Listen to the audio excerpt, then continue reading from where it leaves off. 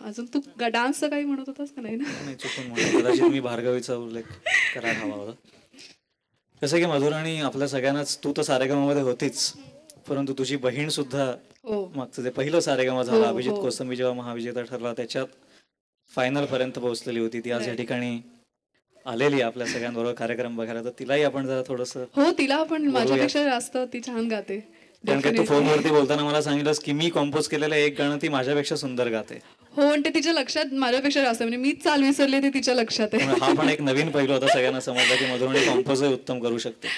Definitely. त्यामुळे Amruta Gokhale, Amruta Gokhale please. आपण कृपया रंगमंचावरती यावं.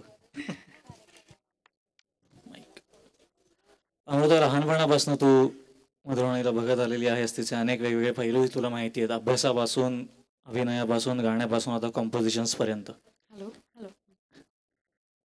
व्हर्सटाईल आर्टिस्ट ज्याला म्हणतो तसं म्हणायला हरकत नाही आपण. तिच्याकडनं तुला काय शिकायला मिळालं?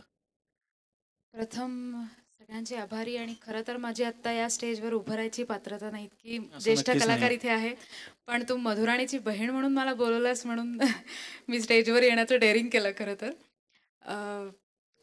म्हणजे लहानपणापासून कसं झालं की आईमुळे सतत गाण्याचं वातावरण घरात होतंच, म्हणजे शास्त्रीयच कानावर इतकं पडत होतं की आम्ही दोघी जणी सिनेमा बघताना सिनेमातलं गाणं ऐकलं की आईला म्हणायचो, आई तू गातेस तो राग आणि हे गाणं सेम आहे ना, राग कळत नसायचा. मग इथनं ही सुरुवात झाली होती. आणि मधुराणी, म्हणजे राणीताई म्हणते मी तिला, मधुराणी असं मला म्हणायला ऑड वाटतं. राणीताई ही लहानपणापासून अतिशय ब्रिलियंट, अतिशय ऑलराऊंडर, आणि म्हणजे सगळीकडे, आणि त्या मानाने आपण फारच नालायक मूल आहोत आईवडिलांचं, असं एक जाणवत होतं मला की आपण काहीच करत नाही गुंडगिरीशिवाय.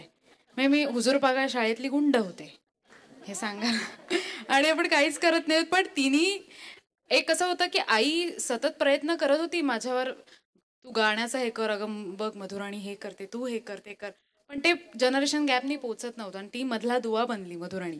तिने बरोबर माझ्यातलं ओळखून घेतलं, माझ्या कलानी ती हे करायचे. मग तुला काय आवडतंय, मग तू हे करतेस का, आणि जे काय चांगलं आलंय ते तिच्यामुळे आलंय असं मी म्हणेन. आईकडनं तिच्याकडून ते असं आलं असल्यामुळे, आणि सारेगमच्या वेळी सुद्धा किंवा इतर वेळी गाण्याच्या प्रत्येक ह्याच्या वेळी तिचा इतका सपोर्ट राहिलेला आहे की ती इतकं कुठलंही गाणं बसवताना तिची इन्व्हॉल्वमेंट इतकी असते. म्हणजे माझ्यासाठी हे करताना की नाही, मग ती जागा तू बघतेस का नीट, ते बघ आशाबाईनी ते असं बारीक मुरकी घेतली, ते जमत नाही अमृता, येत नाही गळ्यातनं.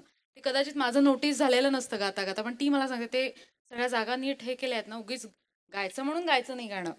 हे तिने खूप म्हणजे, आणि लहानपणापासून खूप संस्कार तिच्यामुळे झाले, आणि सतत आदर्श. आणि मधुराणी गोखलेची मी बहीण आहे असं मिरवायला मला जास्त आनंद होतो कधी.